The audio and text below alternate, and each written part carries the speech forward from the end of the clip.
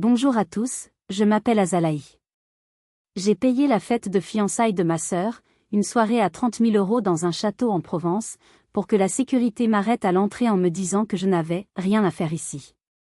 Ce moment précis, ce n'était pas seulement une humiliation publique.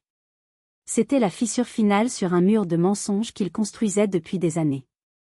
Dans mon dos, ils utilisaient mon argent, effaçaient mon nom et réécrivaient la vérité pour faire de moi l'étrangère dans ma propre famille. Mais ce qui a fait plus mal que d'être exclu, c'était de réaliser que j'avais été utilisée en silence, encore et encore. Et le pire ? Cette fête n'était que le début. Quand mon père a ri au visage de ma douleur, il ne savait pas qu'il venait de signer l'arrêt de mort de leur confort financier. J'ai tout annulé. Et aujourd'hui, je vais vous raconter comment j'ai présenté la facture la plus salée de leur vie. Avant de plonger dans ce tourbillon de trahison et de revanche, j'aimerais savoir d'où vous écoutez cette histoire. Est-ce que vous êtes à Paris sous la pluie, à Montréal sous la neige, ou ailleurs ? Dites-moi dans les commentaires votre ville et quelle heure il est chez vous. C'est parti. Le volant de ma vieille camionnette vibrait entre mes mains, une sensation familière qui remontait le long de mes bras jusqu'à mes épaules endolories. Il était 18 heures passées lorsque j'ai enfin aperçu les collines du Luberon se découper contre un ciel d'un bleu crépusculaire, presque violet. J'avais conduit 8 heures d'affilée depuis Paris, sans m'arrêter, sauf pour prendre de l'essence et un café infect sur une aire d'autoroute près de Lyon. L'arrière de ma camionnette était rempli à ras-bord. Il y avait des caisses de vin de Bourgogne Grand Cru, des cartons de décoration fragiles que ma mère, Armance, avait refusé de confier à un transporteur standard par souci d'économie, une ironie mordante quand on sait qui payait la facture et surtout, des centaines de renoncules blanches et de pivoines importées de Hollande. L'odeur des fleurs, entêtante et sucrée, se mélangeait à celle du diesel et de la poussière de plâtre qui imprégnait mes vêtements. Je suis architecte de restauration. Pas le genre qui dessine des gratte-ciels étincelants dans un bureau climatisé de la Défense. Non, je suis celle qui passe ses journées dans la boue, à gratter des joints de pierre vieux de 3 siècles, à respirer la moisissure des charpentes oubliées pour leur redonner vie. Mes mains sont mon outil de travail. Elles sont sèches, calleuses, avec des ongles coupés ras et souvent noircis par le labeur. En conduisant, je jetais parfois un coup d'œil à ses mains sur le volant. Elles étaient si différentes de celles de Mao, ma sœur cadette. Les mains de Mao étaient douces, manucurées, faites pour tenir des flûtes de champagne et faire défiler des écrans de smartphone. Elle avait 26 ans, 8 ans de moins que moi, et elle était tout ce que je n'étais pas, solaire, insouciante, et surtout, le centre de l'univers de mes parents. Allez, Azalaï, c'est le grand jour, me suis-je murmuré à moi-même, essayant de chasser l'amertume qui montait dans ma gorge comme un reflux acide. Aujourd'hui, c'était ses fiançailles. Pas n'importe quelle fiançailles. Mao allait épouser Gauthier, un homme issu d'une véritable lignée aristocratique, une « vieille fortune », comme disait ma mère avec des étoiles dans les yeux. Pour l'occasion, ils avaient besoin d'un lieu à la hauteur. Et ce lieu, c'était le château de Vallon. Ce château, c'était mon œuvre. Quand je l'avais trouvé il y a 5 ans, ce n'était qu'une ruine envahie par les ronces, un squelette de pierre oublié sur une colline venteuse. J'avais passé chaque week-end, chaque vacances, chaque minute de temps libre et chaque centime de mes économies à le restaurer. J'avais posé moi-même les tomates, réparé la toiture, enduit les murs à la chaux. Ma famille appelait ça « notre maison de campagne », mais il n'y avait jamais planté un clou. Pourtant, ce soir, je me sentais étrangement nerveuse, comme une intruse. J'avais passé la semaine précédente à Paris pour finaliser un chantier difficile, dormant à peine 4 heures par nuit pour pouvoir me libérer ce week-end. J'avais reçu des instructions précises d'Armance. Apporte les fleurs toi-même, les fleuristes locaux sont des voleurs. Et essaie de ne pas être en retard, les invités de Gauthier arrivent à 19 heures. Pas un, merci. Pas un, fais attention sur la route. Juste une liste de courses logistiques. J'ai tourné sur le chemin de gravier qui menait au domaine. Le château se dressait devant moi, magnifique, baigné par la lumière dorée des projecteurs que j'avais installés moi-même l'été dernier. La musique, un jazz doux et sophistiqué, flottait déjà dans l'air. Je pouvais voir les silhouettes des invités sur la terrasse, des femmes en robes de cocktail étincelantes, des hommes en costume sur mesure. J'ai senti une bouffée de fierté. J'avais construit ça. Ce décor de conte de fées, c'était ma sueur et mon sang. Et ce soir, pour la première fois, j'allais pouvoir en profiter, m'asseoir à la table familiale, lever mon verre et peut-être, juste peut-être, entendre mon père dire qu'il était fier de moi. Quelle naïveté! J'ai ralenti à l'approche du grand portail en fer forgé. 2 agents de sécurité en costume noir, oreillettes discrètes, barraient l'entrée. Je ne les connaissais pas. Mao avait insisté pour engager une firme de sécurité privée, haut de gamme, pour impressionner la famille de Gauthier. J'ai baissé la vitre. L'air frais de la Provence est entré, chargé du parfum de la lavande et du jasmin. Bonsoir, dis-je avec un sourire fatigué. Je suis Azalaï, la sœur de la mariée. J'ai le reste de la décoration et le vin. Le plus grand des 2 gardes, un homme au visage impassible, a consulté une tablette tactile. Il a froncé les sourcils, fait défiler une liste, puis m'a regardé de haut en bas. Son regard s'est attardé sur ma camionnette poussiéreuse, sur mon t-shirt taché de café, sur mes cheveux attachés en un chignon désordonné. Votre nom n'est pas sur la liste des invités, madame, dit-il d'une voix neutre, professionnelle. C'est une erreur, répondis-je, un petit rire nerveux m'échappant. Je suis sa sœur. Azalaï. Regardez sous famille, point. Il a secoué la tête. J'ai la liste famille sous les yeux. Monsieur et madame de, vos parents, et mademoiselle Mao. C'est tout. Pour les livraisons, c'est l'entrée de service, à 500 mètres plus bas sur la route départementale. Vous déchargez et vous repartez. Je ne suis pas une livraison, dis-je, ma voix durcissant. C'est moi qui ai payé pour tout ça. Ouvrez cette barrière. Le garde a touché son oreillette. J'ai une personne à l'entrée principale qui insiste. Véhicule utilitaire. Elle prétend être la sœur. Oui. Bien reçu. Il s'est tourné vers moi, et son expression avait changé. Ce n'était plus de l'indifférence, c'était une sorte de pitié méprisante. Mademoiselle Mao confirme. L'entrée de service est pour le personnel et les livraisons. Elle dit que, je cite, « Elle n'a rien à faire ici par l'entrée principale avec cette horreur de camion, elle va gâcher l'esthétique, point. » Je suis resté figé. Le moteur tournait au ralenti, mais mon cœur, lui, venait de s'arrêter net. Le silence qui a suivi la déclaration du garde était assourdissant, malgré la musique jazz qui continuait de s'échapper du château. Elle n'a rien à faire ici. Les mots résonnaient dans mon crâne, rebondissant contre les parois de ma fatigue. J'ai sorti mon téléphone, mes doigts tremblant légèrement, non pas de peur, mais d'une rage froide qui commençait à s'installer. J'ai composé le numéro de mon père, Tugdual. Il a décroché à la 3e sonnerie. J'entendais le bruit des verres qui s'entrechoquent et des rires en arrière-plan. Papa? Azalaï? Qu'est-ce qu'il y a? On est en plein toast, c'est mal poli de. Papa, la sécurité ne me laisse pas entrer. Ils disent que Mao a donné l'ordre de m'envoyer à l'entrée de service. Dis-leur de m'ouvrir. Il y a eu un soupir à l'autre bout du fil. Un soupir long, exaspéré, celui qu'on réserve à un enfant capricieux ou à un chien qui aboie trop fort. Écoute, ma chérie, commença-t-il, sa voix baissant d'un ton, comme s'il ne voulait pas être entendu. Ne fais pas une scène. Tu as vu ton véhicule? Tu as vu ton état? La famille de Gauthier est très traditionnelle. Il ne comprendrait pas qu'une femme de ta condition arrive comme ça en plein cocktail. Ma condition, répétai-je, incrédule.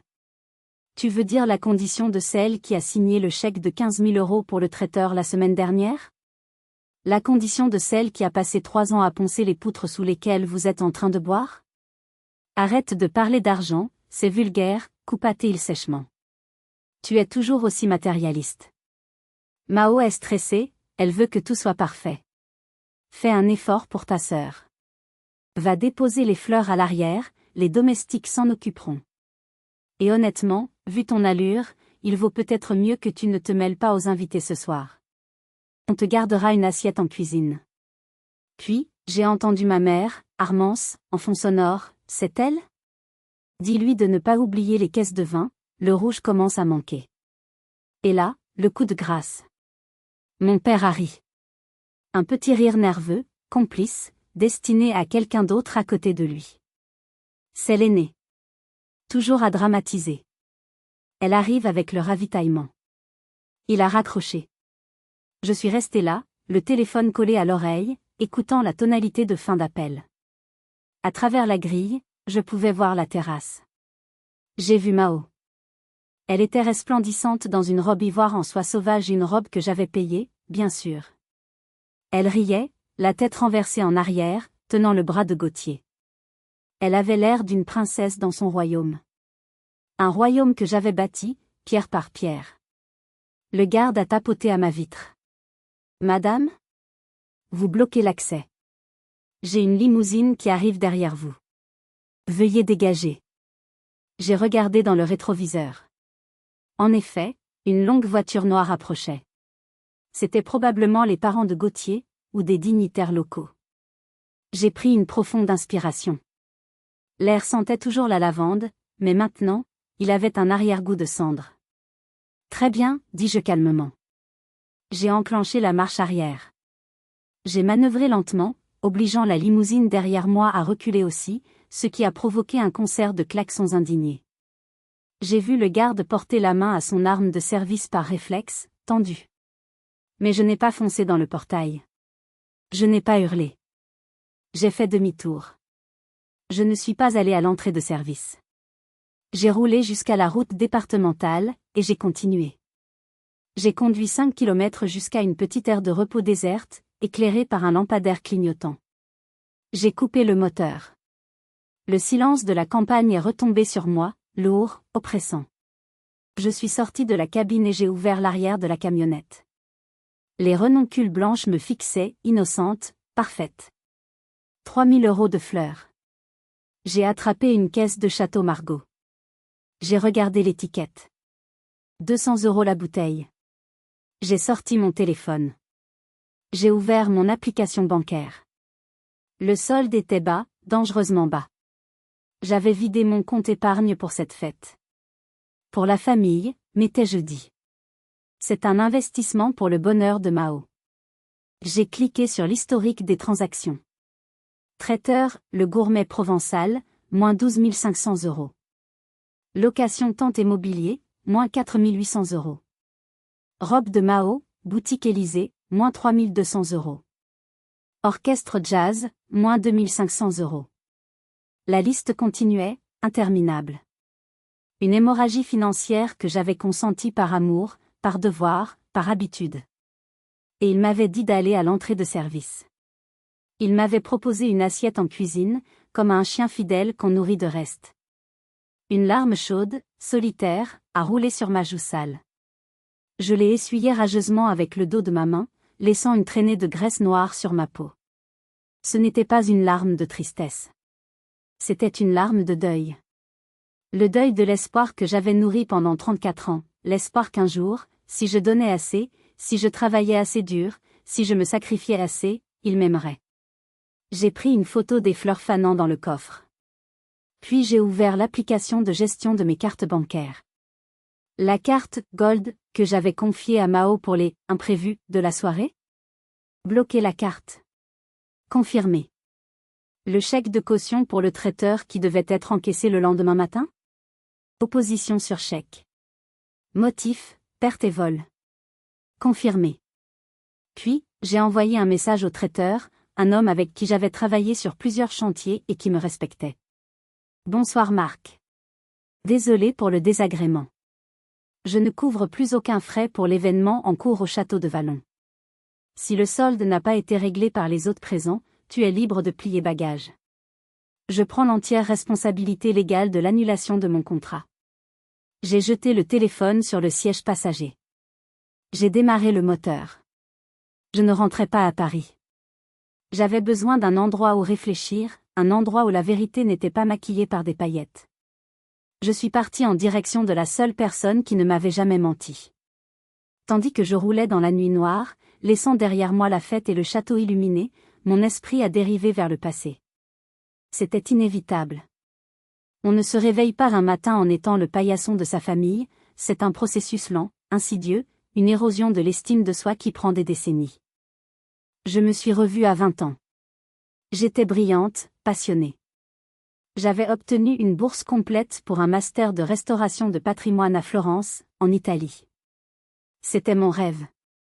Mais 2 semaines avant mon départ, mon père avait fait faillite. Une mauvaise affaire immobilière, disait-il. La vérité, c'était des jeux d'argent et des investissements douteux pour maintenir un train de vie qu'il ne pouvait plus se permettre. Nous allons perdre la maison, Azalaï, avait pleuré ma mère. Mao est encore au lycée, elle est si fragile. Si on doit déménager dans un HLM, elle ne le supportera pas. Elle fera une dépression, tu le sais. Mao avait 16 ans. Elle ne faisait pas de dépression, elle faisait des caprices. Mais j'étais l'aînée. La responsable. La forte. J'ai refusé la bourse. Je suis restée à Paris. J'ai pris 2 emplois, le jour sur les chantiers comme apprentie, la nuit comme serveuse. J'ai versé 80% de mon salaire à mes parents. J'ai sauvé la maison. J'ai sauvé les apparences. Et eux? Ils ont continué à vivre comme des petits aristocrates déchus, organisant des dîners mondains avec mon argent pour maintenir le réseau. Puis, il y a eu les études de Mao. École de mode privée, 10 000 € l'année. Elle a un don, Azalaï. Elle sera la prochaine Coco Chanel, clamait ma mère. Mao a redoublé 2 fois. Elle passait ses nuits en boîte, ses journées à dormir. Quand je refusais de payer pour ses vacances à Ibiza, elle m'appelait en pleurant, disant que j'étais jalouse, que je voulais l'étouffer, que j'étais une vieille fille aigrie qui ne comprenait pas l'art de vivre. Et mes parents prenaient son parti. Tu es dur, Azalaï. L'argent, ça va, ça vient.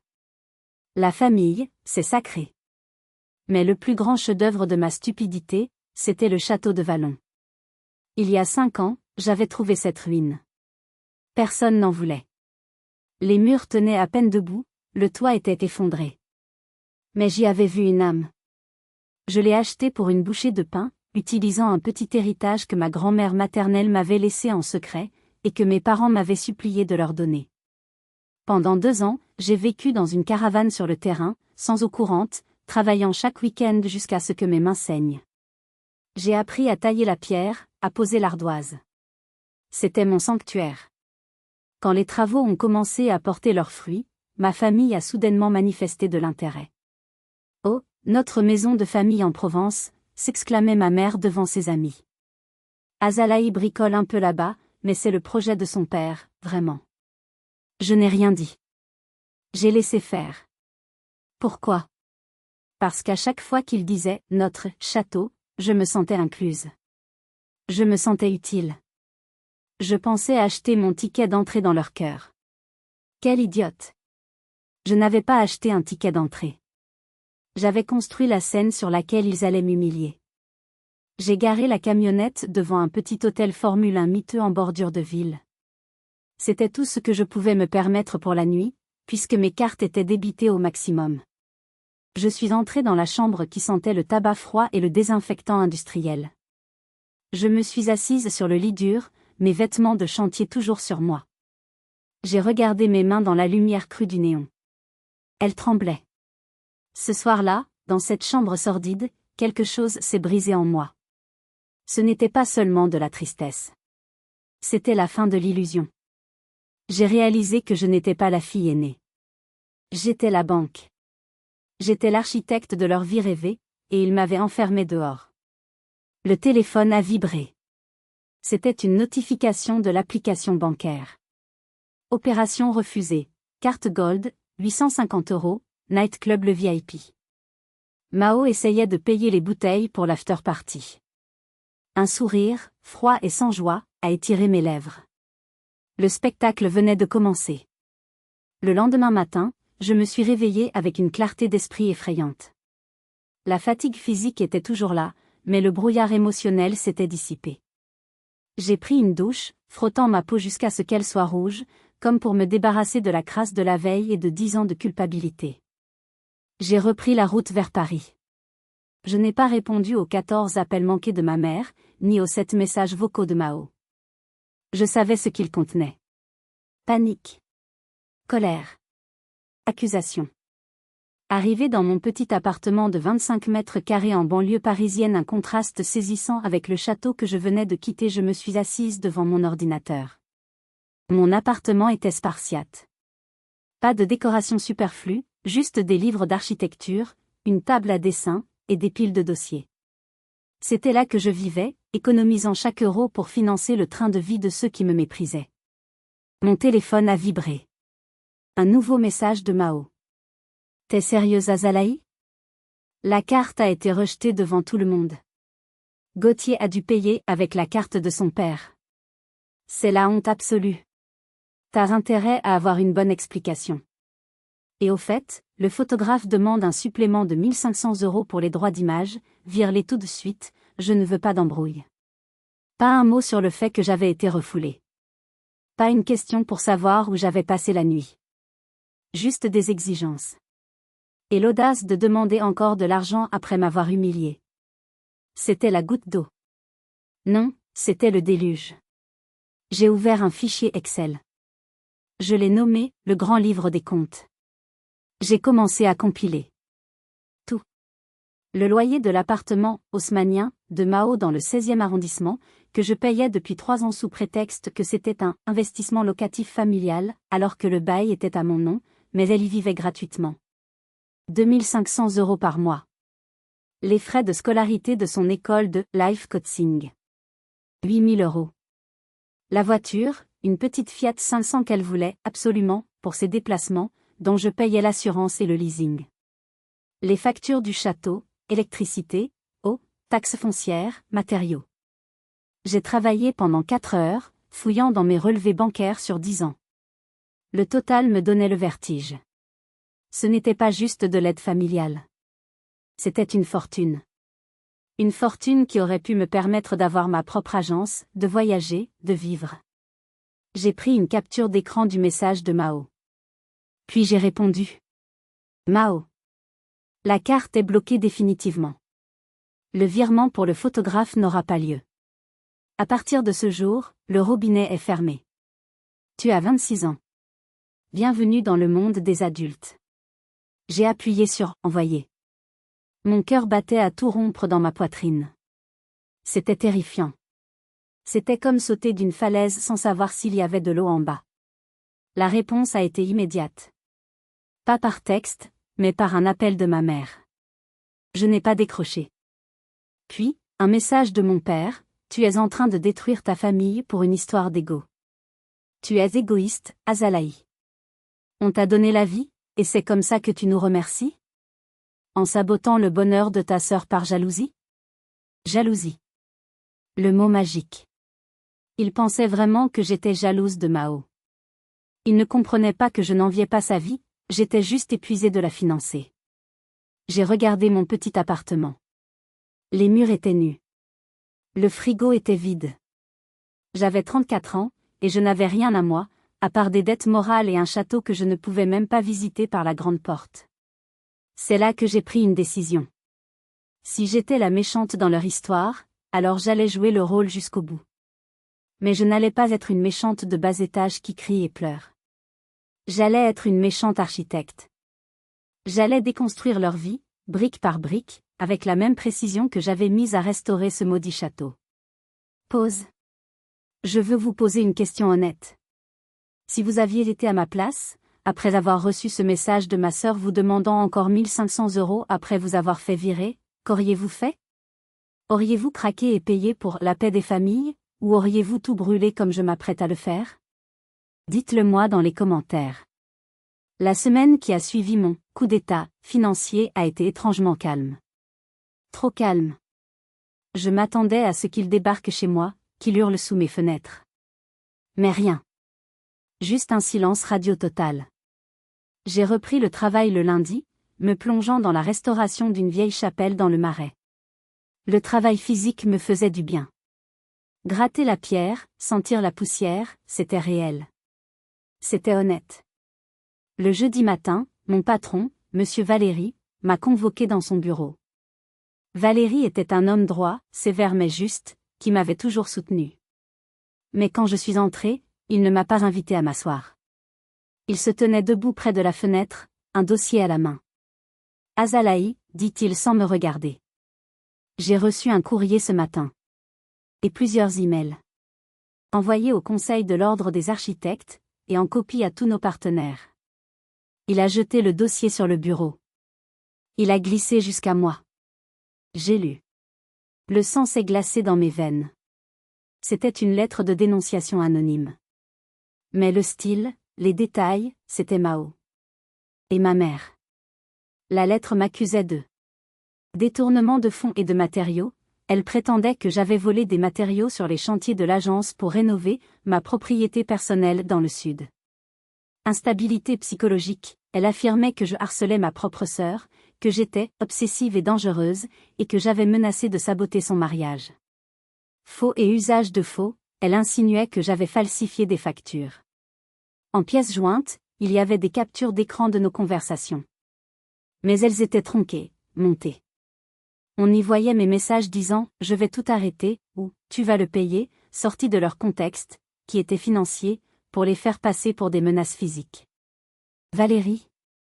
Commençai-je, la voix tremblante. C'est faux. C'est ma famille. Je leur ai coupé les vivres et il a levé la main pour m'interrompre. Azalaï, je te crois. Je te connais depuis 10 ans. Je sais que tu es intègre. Mais l'accusation de vol de matériaux est grave.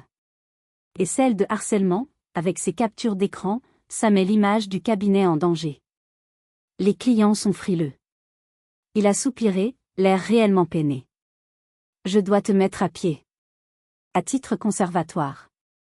Le temps qu'une enquête interne soit faite et que tu règles tes affaires de famille. Je ne peux pas me permettre un scandale. J'ai senti le sol se dérober sous mes pieds. Mon travail, c'était tout ce qu'il me restait. C'était ma seule identité en dehors d'eux. Ils ne s'étaient pas contentés de me prendre mon argent. Ils essayaient de me prendre ma vie, ma réputation, ma capacité à survivre. Je suis sortie du bureau, mes affaires dans un carton, sous les regards curieux et gênés de mes collègues. La honte me brûlait le visage. Je suis rentrée chez moi, je me suis assise sur le sol, et pour la première fois depuis la fête, j'ai eu peur. Vraiment peur. Ils étaient prêts à tout. Ils ne voulaient pas seulement que je paie, ils voulaient me détruire pour avoir osé dire non. Mon téléphone a sonné. C'était Mao. J'ai décroché, pour la première fois. Alors, dit-elle. Sa voix était douce, presque affectueuse. Maman m'a dit que tu avais eu des soucis au travail. C'est triste, Azalaï. Tu vois ce qui arrive quand on perd le contrôle? Tu n'es pas bien en ce moment. Tu devrais te reposer. C'était du gaslighting pur. Elle venait de me poignarder et elle me demandait si je saignais. Qu'est-ce que tu veux, Mao, demandai-je froidement. Je veux que tu débloques la situation pour le mariage. Et je veux que tu signes un papier confirmant que le château est bien une propriété familiale, pour rassurer les parents de Gauthier. Fais ça, et je retirerai la plainte, enfin, je dirai à l'anonyme que c'était un malentendu. C'était du chantage. Pur et simple. J'ai raccroché. Je n'ai pas crié. Je n'ai pas pleuré. Une froideur glaciale m'a envahi. Ils voulaient la guerre? Ils allaient la voir. Mais ils avaient oublié une chose, c'est moi qui avais construit leur monde. Je savais exactement où se trouvaient les poutres porteuses. Et j'allais chercher la dynamite. Le lendemain, j'ai pris le train de banlieue, direction le nord de Paris, vers une zone grise et industrielle que j'évitais d'habitude. C'était là, dans un EHPAD, établissement d'hébergement pour personnes âgées dépendantes, bas de gamme, que mes parents avaient placé mon grand-père, Roch. Roch était le père de ma mère. Un ancien menuisier, un homme de peu de mots mais aux mains d'or. C'était lui qui m'avait appris à tenir un marteau quand j'étais petite. Quand mes parents avaient commencé à avoir des difficultés de trésorerie, il y a 5 ans, il l'avait sorti de sa petite maison en Bretagne, l'avait vendue, en gardant l'argent, bien sûr, et l'avait parqué ici, dans le moins cher des établissements, pour son bien. Je ne venais pas assez souvent. La culpabilité me rongeait à chaque fois que je franchissais les portes automatiques qui sentaient l'eau de Javel et la soupe aux choux. Quand je suis entrée dans sa chambre, il était assis près de la fenêtre, regardant le parking gris. Il avait maigri. Pépé? Il s'est tourné. Ses yeux, d'un bleu délavé mais toujours vif, se sont illuminés. Azalaï. La petite bâtisseuse. Je me suis effondrée sur la chaise en plastique à côté de lui et j'ai tout raconté. La fête. L'humiliation. Le chantage. La mise à pied. Je n'ai rien caché. Il a écouté sans m'interrompre, ses mains noueuses posées sur ses genoux. Quand j'ai fini, il a hoché la tête lentement. Ils sont voraces, ma petite, dit-il de sa voix rocailleuse. Armance, ma propre fille, elle a toujours eu un trou dans la main et un autre dans le cœur. Elle ne peut pas être remplie. Il s'est levé avec difficulté et s'est dirigé vers sa petite armoire. Il a fouillé sous une pile de tricots et en a sorti une vieille boîte à biscuits en fer blanc, rouillée sur les bords. Je gardais ça pour après ma mort, dit-il en me l'attendant. Mais je crois que tu en as besoin maintenant. J'ai ouvert la boîte. À l'intérieur, il y avait des lettres, des carnets de comptes manuscrits, et des documents notariés jaunis. Qu'est-ce que c'est ? La vérité, répondit-il. Quand ils ont vendu ma maison, ils m'ont fait signer une procuration. Ils ont dit que l'argent servirait à payer cette maison de retraite de luxe. Il a eu un rire amer en désignant la pièce miteuse. J'ai noté chaque centime qu'ils ont pris. Et il y a aussi les lettres qu'Armance m'écrivait il y a 20 ans, quand tu étais petite. Elle admettait déjà utiliser ton compte épargne enfant pour payer ses dettes de jeu. J'ai écarquillé les yeux. Dettes de jeu ? Ton père joue aux courses. Ta mère joue au casino d'Anguien. C'est pour ça qu'ils n'ont jamais d'argent, Azalaï. Ce n'est pas la malchance. C'est le vice. Je suis restée sidérée. Toutes ces années à me priver, à croire que j'aidais à payer des factures médicales ou des réparations urgentes. Je finançais leur addiction. Et ce n'est pas tout, ajouta Roch en pointant un document au fond de la boîte. Ceci est une copie de l'acte de donation qu'ils m'ont forcé à signer pour le château. Ils pensent que le papier est perdu. Mais regarde bien la clause en bas. J'ai lu. C'était un document juridique complexe datant de l'achat de la ruine. En petits caractères, il était stipulé que si les bénéficiaires, mes parents, ne contribuaient pas aux travaux à hauteur de 50% dans les 5 ans, la pleine propriété revenait au financeur initial. C'est-à-dire moi. J'avais oublié cette clause. C'était mon notaire de l'époque, un ami d'école, qui l'avait ajoutée, au cas où, sachant que ma famille était compliquée. Ils n'ont jamais mis un centime, murmura Roch. Le château est à toi, Azalaï. Légalement, totalement, indiscutablement à toi. Ils ne peuvent pas l'hypothéquer pour le mariage. J'ai serré la boîte contre ma poitrine. C'était une arme nucléaire. Merci, Pépé, dis-je, les larmes aux yeux. Ne me remercie pas, dit-il en me prenant la main. Fais juste une chose pour moi. Quand tu auras fini de les démolir, sors-moi d'ici. Je veux voir la lavande une dernière fois. Je te le promets, dis-je. Et pour la première fois depuis des jours, j'ai souri. Un vrai sourire. En sortant de l'EHPAD, j'ai sorti mon téléphone. Je n'ai pas appelé ma mère. J'ai appelé Maître Béranger, mon ami notaire, et un avocat spécialisé en droit de la famille et diffamation. Allô, Thomas ? C'est Azalaï. On a du travail. Je veux un audit complet, et je veux préparer une action en justice. C'est l'heure du grand nettoyage. 3 jours plus tard, on a frappé à ma porte. C'était un mercredi matin pluvieux. J'étais prête. J'avais passé les 72 dernières heures avec Thomas, mon avocat, à monter le dossier. J'ai ouvert. C'était Mao et ma mère. Elles étaient trempées, leur brushing ruiné par la pluie, mais elles portaient toujours cette arrogance insupportable. Enfin, s'exclama Armance en entrant sans attendre mon invitation, bousculant presque le carton de déménagement que j'avais laissé dans l'entrée. Tu ne réponds plus au téléphone ? Tu sais combien Gauthier est inquiet ? La banque demande des garanties pour le prêt du mariage. Mao s'est laissé tomber sur mon unique canapé, regardant autour d'elle avec dégoût. Ça sent le renfermer ici, Azalaï. Sérieusement, comment tu peux vivre comme ça ? J'ai pris une profonde inspiration. J'avais caché mon téléphone sous une pile de magazines sur la table basse, l'application d'enregistrement activée. Je vis selon mes moyens, dis-je calmement. Contrairement à certaines. Oh, arrête avec tes leçons de morale, coupa Mao. On est là pour régler ça. Maman a les papiers. Armance sortit une chemise cartonnée de son sac Louis Vuitton, probablement un faux, ou acheté avec mon argent. C'est juste une formalité, chérie. Une reconnaissance de dette intrafamiliale et une autorisation d'hypothèque sur le château de Vallon. Tu signes, on envoie ça à la banque de Gauthier, et tout rentre dans l'ordre. Et Mao retirera sa plainte au Conseil de l'ordre. J'ai pris les papiers. J'ai fait semblant de les lire.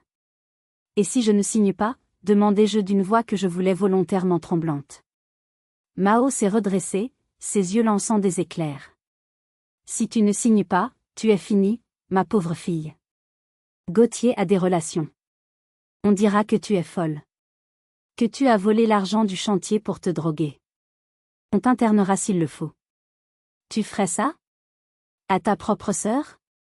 Tu n'es pas ma sœur, cracha Mao. Tu es juste la vache à lait. Et une vache qui ne donne plus de lait, on l'envoie à l'abattoir. Le château est à moi, tu m'entends? C'est moi qui vais y vivre avec Gauthier. Lui, c'est ma mine d'or, mon ticket de sortie, et je ne te laisserai pas gâcher ça avec ta jalousie de vieille fille. Bingo. Ta mine d'or, répétai-je pour être sûr que l'enregistrement soit clair.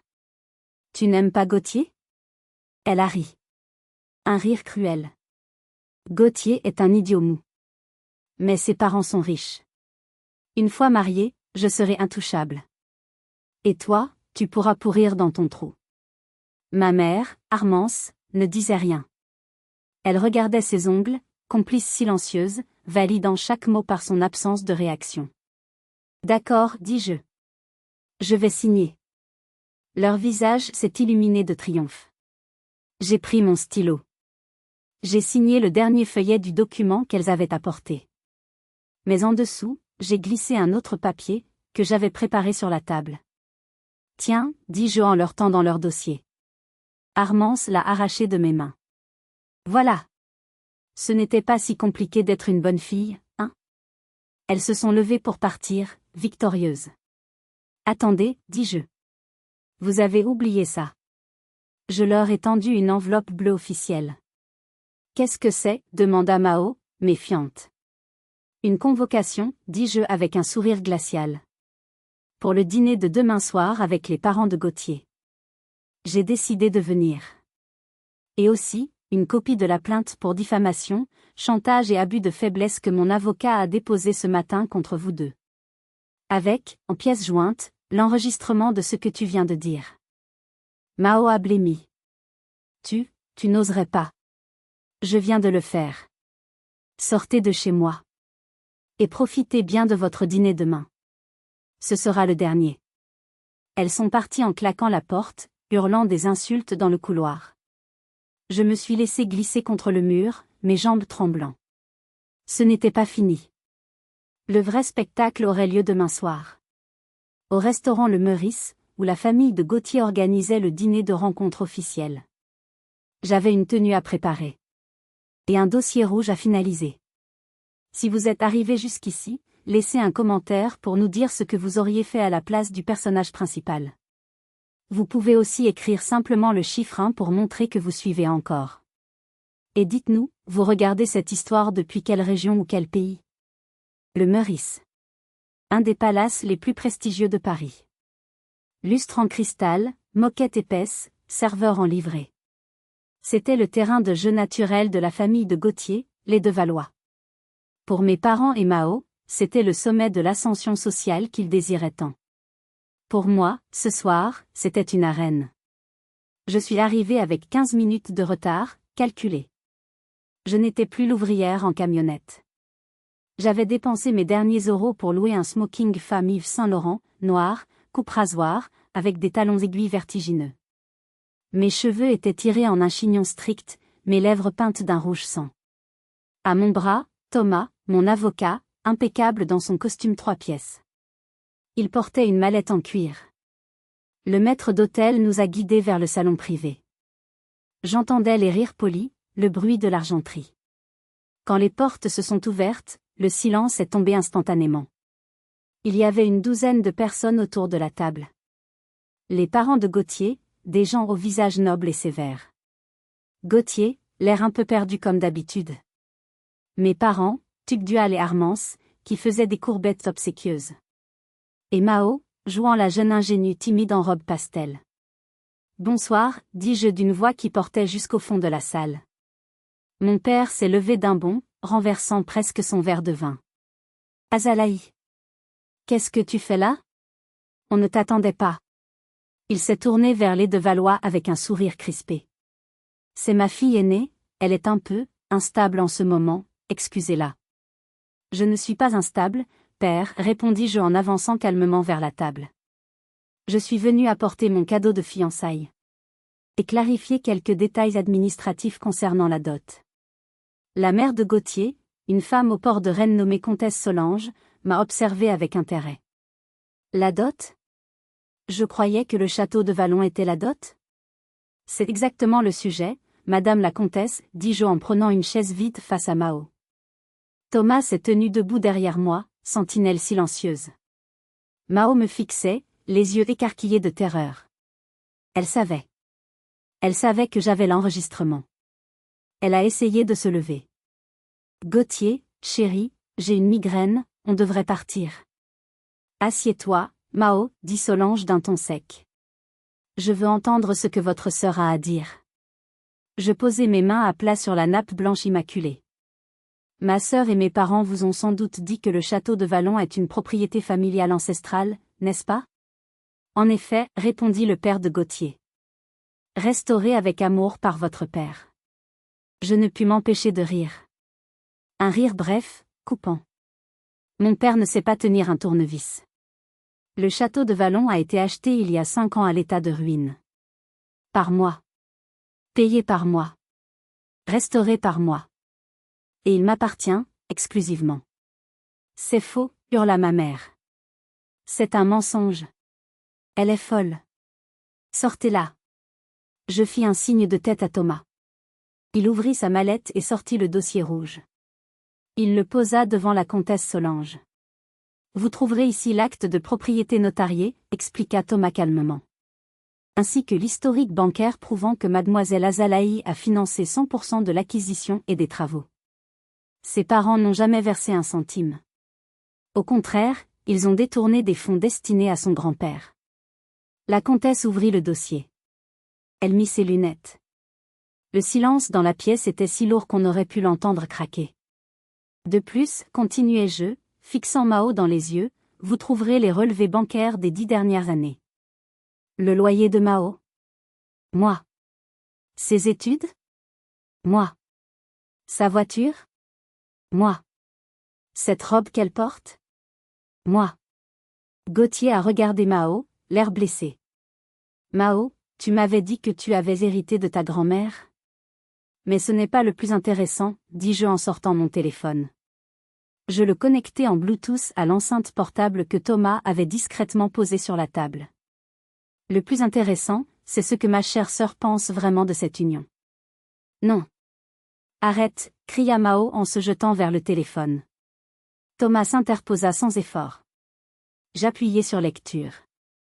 La voix de Mao, claire, vulgaire, résonna dans le salon feutré du Meurice. Gauthier est un idiot mou. Mais ses parents sont riches.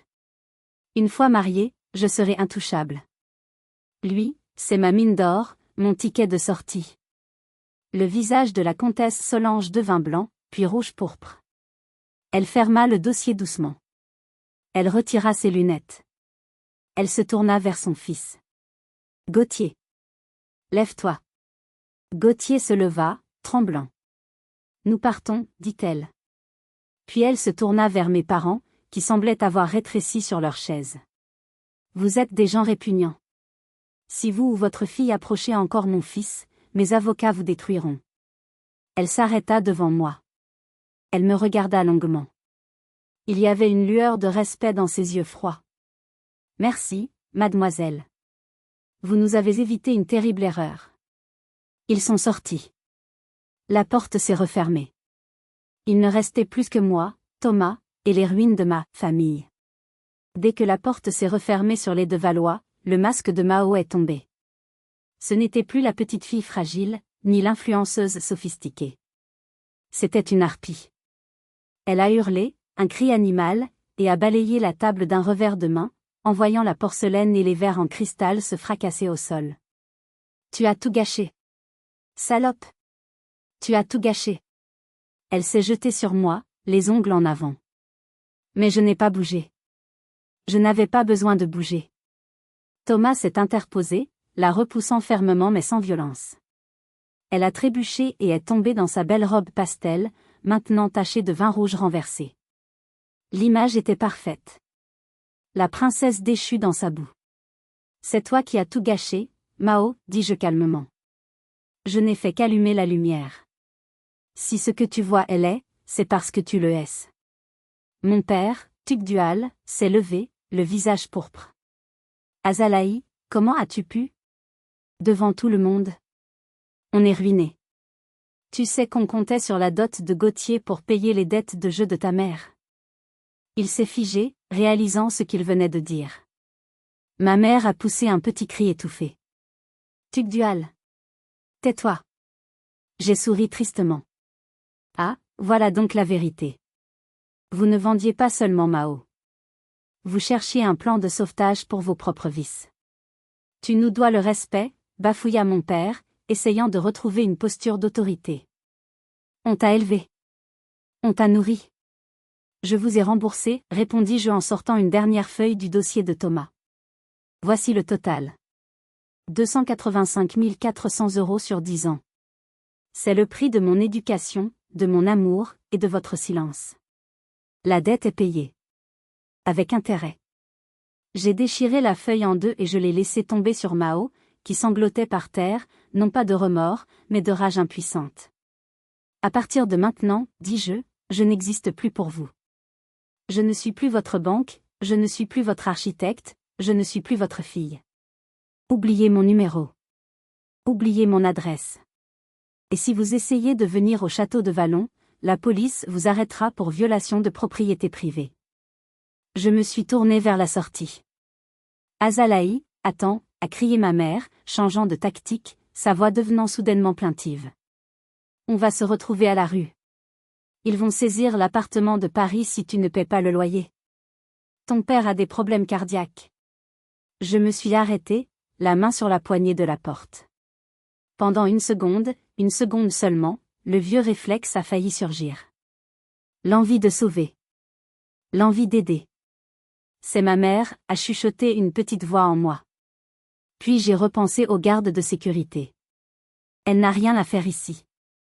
J'ai repensé à mon grand-père dans sa chambre miteuse. J'ai repensé à la lettre de dénonciation à mon patron. J'ai regardé par-dessus mon épaule. L'entrée de service est par là, dis-je en désignant les cuisines. Débrouillez-vous. Je suis sortie.